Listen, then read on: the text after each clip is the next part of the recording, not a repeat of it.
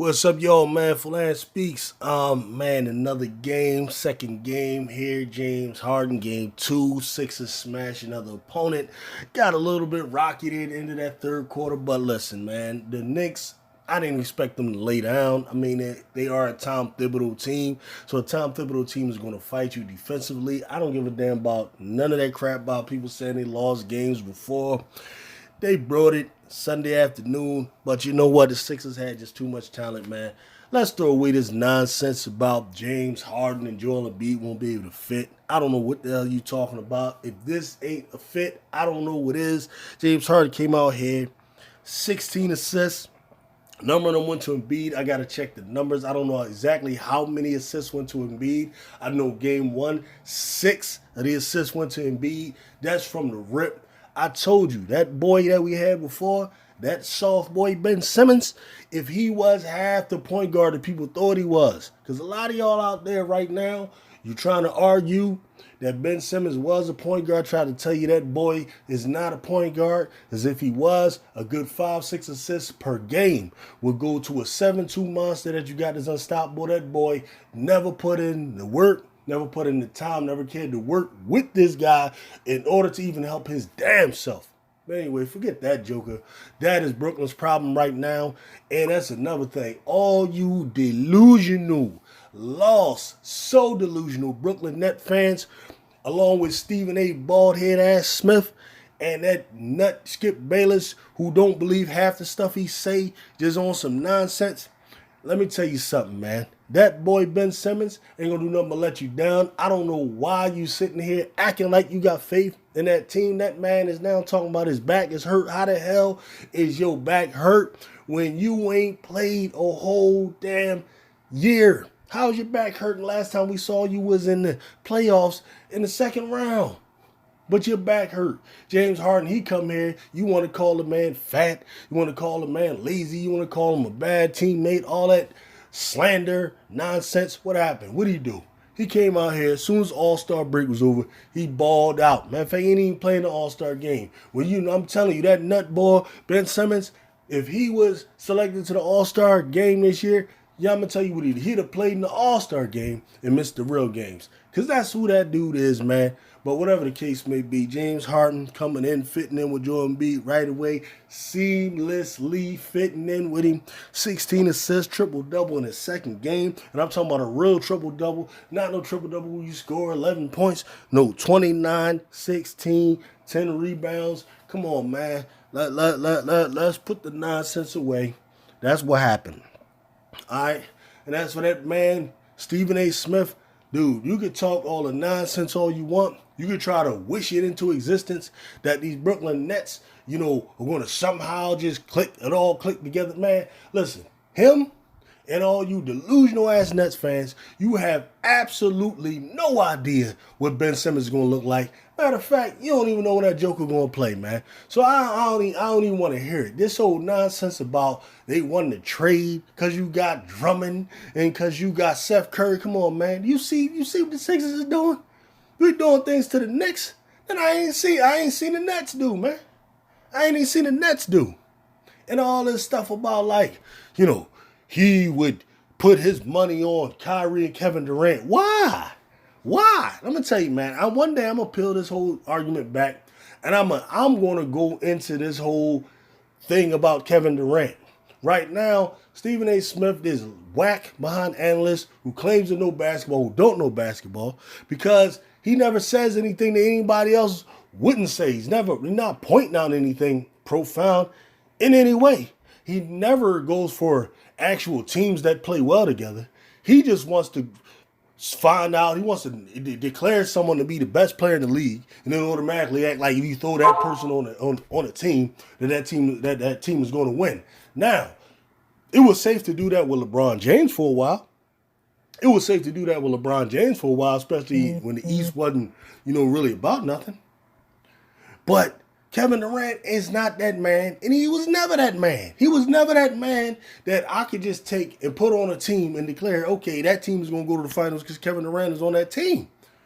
Kevin Durant is that same man that Stephen A. Smith had once declared that he did what was called the weakest move by a superstar in the history of the game when that man, Kevin Durant, had left the Oklahoma City Thunder and joined a Warriors team that the year before not only won 73 games, but also knocked him and his team out of the playoffs after they were up 3-1. When Kevin Durant made that move, Stephen A. Smith said that it was the weakest move ever done by a superstar in the history. So now, how all of a sudden, we talking about 4 or 5 years later, now, Kevin Durant is somehow the new LeBron James, that if you throw him on a team, they automatically just, going to just be power to the finals and all that kind of stuff. It didn't happen last year. He had a chance to prove it. And I know, Kyrie Irving went down, and I get it, and James Harden had the hamstring problem, and you can't expect them to beat the Bucks. I wouldn't have picked them to beat the Bucks. But I cannot pick them. Why? Because I'm also going to tell you that Kevin Durant ain't that ball. He's not that guy that you just throw on a team and they automatically go to the finals. He never did it. He was never that dude, man. Yes, he has an MVP. Yes, the guy can score at will. Yeah, I get it. But he ain't never been that boy that you could throw on a team and he automatically powers you to the finals. He ain't doing it in OKC. And in Golden State Warriors, man, let me tell you, I could rattle off about 15 to 20 players that would have done the same damn thing that he did with the Warriors, man. I can rattle off 15 players that could do the same damn thing. Because that team was already in the finals without him. So, like, that ain't proof that he's a guy that you could just throw anywhere and he should win. So, Stephen A. Smith, man, I think he's just a New York homer. And since the Knicks ain't doing nothing, then he just going to jump on Brooklyn's meat. And that's just the way that go, man. But sorry about that, Joe. I ain't mean to get into that rant, man. I'm really happy about this here Sixers win. This team is looking crazy. They're looking just off the hook, the range. Like, whenever they want to take over a game, they can go take over a game, man. Whenever they want to take over a game, they can go take over a game. That thing got a little shaky there in the third quarter, but in the end, James Harden said, look, man, I got this. And then what they do, they just pulled away from them dudes. Maxey doing his thing, giving me 21, 7, and 3 on some good shooting like he always does. Embiid, come on, man, 37. Come on, man. Harden ain't going to do nothing but enhance his scoring because his scoring is going to be easier. I was trying to tell y'all that, man. All you Brooklyn boys talking about, well, Joel Embiid is not an athletic big. Did you see those blocks he did on Lil Quigley and all of them, man? He ain't Jokic, man. Jokic is what you call a guy that's not athletic. Embiid is athletic and skilled, man. Do your research, man. Don't come in here talking that nonsense. All right? Him and Harden look crazy, man. It's the best duo in the league right now. Listen, man, KD and Kyrie they are my turn, your turn balls, man. They my turn, your turn balls. They not the type of dudes that's like going to work together like I'm setting you up. Because neither one of those guys are elite passers. You are delusional by believing that removing James Harden from that team makes them better. It's the stupidest logic there is. It's so stupid. You don't take a playmaker off a team and the team is better. And no, Ben Simmons is not a replacement for James Harden in terms of playmaking. If you don't know that, you don't know the game. First of all, he's never going to have the open lanes because the Joker won't shoot the damn ball. Because he won't shoot the ball, he'll never have the open lanes to pass the ball like James Harden, man. If you don't know that, man, then you don't know basic basketball, man. Cut it out. Anyway, man, that's that with that dude. The other thing I want to do is grind some of you guys up on, man, is the Tobias Harris situation. This dude catching a lot of flack, a lot of crap. Like, I don't get it. I don't understand it. Because he's making the money he's making. You're not paying him. I'm not paying him. My concern is whether or not I can have a strong team. I have a strong team. Some of your arguments and complaints, you want to have a Jay Crowder type of level guy who you pay a little bit of money so you can add a bench guy. Like, what are you talking about? When is the last time a bench? When is the last time a bench was the reason that a team wins a title? When is the last time a bench is the reason that a team wins a title, man? Dude, I'm telling you, it's always going to come down to the real stars and to the real players. players, everybody knows this, but I keep hearing this whole argument about a damn bench. Like, if I go get, Luke Williams, I'm going to win a title because of that. Who was the last bench guy? Maybe Andre Iguodala? Sure, if I can get that type of guy in this problem, sure. Not a problem. But I mean, you know, we're going to keep it funky. A guy like, Tobias actually better than a guy like Iguodala. But, you know, I'm not even. Mismatch. You know, I get it. Tyrese into the lane. The floater is good. Tobias Harris is getting you on the season 18 and a half, 7 rebounds, and 3 assists. All right, you want him to be Paul George? Fine. He's not Paul George, man. He's not Paul George, but he's a guy who can do a lot of things that players in the NBA can't do. He's a 3-level scorer. He can hit the 3-point shot at a respectable clip, at a clip where you better stick him. You better stick him. He's a guy that can get his own buckets. He's proven that by averaging like 16 for his career, averaging 18. Okay, I want you to look through the league and find me how many third best players on the team and fourth best players on the team are giving you 18. I just show me these guys, man, to justify all this arguing and worrying about how much somebody's making. Like, I'm never going to be that guy that's sitting up there worrying about the amount of money somebody's making, man. That's between the GM and all those dudes. Right? Then this idea is going to do all these things to improve the team. Like, I'm serious, man. Like, at the beginning of the year, I was hearing all this stuff about the Lakers. Signed Malik Monk, okay, and he signed Kendrick Nunn, and he signed Carmelo Anthony and all that. Like, where are these guys at right now? Seriously, where are these guys at right now? Like, if you believe that the Sixers and Brooklyn face each other in the finals, or, I mean, not the finals, like in the playoffs, whether the second round or the last round, whatever it is, if you believe we lose to Brooklyn because of Drummond and Seth Curry, you're high. You're high. If we lose, it's going to be because of Kyrie, Kevin Durant.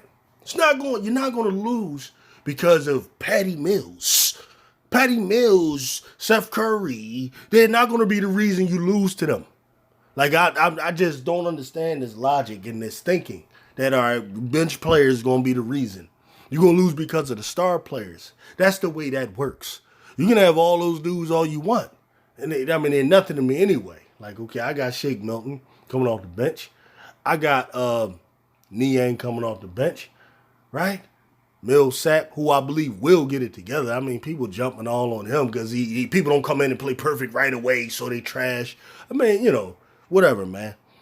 Right? Why ain't he going with Paul Reed and Cauley Stein over Millsap? Well, you know why? Because Paul Millsap been to 4 All-Star games.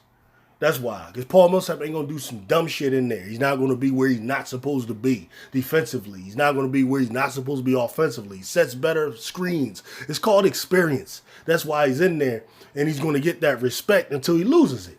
It's possible he might lose it, okay, but you go with Paul Millsap right now. That's what you do. You don't sit Paul Millsap and play Paul Reed and those types of. You don't do that. It's not the way you run a basketball team, man. You're not sitting here worrying about, I'm gonna lose to the Knicks, or I'm gonna lose to them to who do we play the Timberwolves because I got Paul Millsap in there. That's just not how that goes, man. You go ahead, you try him out because that's your best move at the moment. If he loses it to Paul Reed or Willie Cauley-Stein, then okay, then let the chips fall where they may. That'll happen. It'll clear itself out by the time we get to the playoffs. Oh, man. Anyway, Shake Milton, of course, he has to play better, but like he will. He will. The thing about it is, you know, okay, Tobias Harris got me 12 points tonight. Shake Milton only got me 4 points, but I'm saying I still won by 16 points. That's the point. I still won by 16 points. So if Tobias chips in and gets his normal 20, then I win by over 20. If Shake comes in and scores his normal 12, right, then that means I won by, over 20. That's the only difference. That's not something you need to point in. Okay, that's a flaw because every guy is not going to score great and play well every single night. So, like, all these complaints about that kind of stuff blows my mind. It's going to be okay, man. Calm down. Calm down, man. This team look great. This team look crazy. The team I expect to go to the finals, if everyone is healthy. I'm not worried about Brooklyn. That is a dysfunctional organization with horrible coaching. Like, you just think Kevin Durant is LeBron James, where's your evidence? You're tripping. He's not. He's not that dude. And even if he was, they're not going to beat this team. LeBron James didn't face a team like this in the East. All right, so, like, come on, man. And Kyrie Irving, it's more likely Kyrie Irving will get hurt than Joel Embiid. Like, everybody like Joel Embiid is this guy we need to be worried about getting hurt. No, Kyrie Irving is who you need to worry about. Kevin Durant is who you need to get worried about. Dude, just look. Where's all these injuries to Joel Embiid? So after, his first couple years when he came into the league. No, Kevin Durant, Kyrie Irving be getting hurt like every year. Those are the guys you got to worry about. When they get hurt, they out for stretches, like the whole season, bruh. That's what you need to worry about. James Harden has been like one of the most durable players ever until a hamstring. And a hamstring is not like a leg injury or a neck injury or a foot injury. I mean, I hope you understand that, Brooklyn fans. Anyway, man, that's pretty much all I got, man. I love the way the team is looking. I love where this thing is going, man. I'll be doing more videos throughout the week to break down specifics and more particulars. But, man, right now, man, it is what it is, man. Go Sixers, man. I'll see y'all later. I'm out.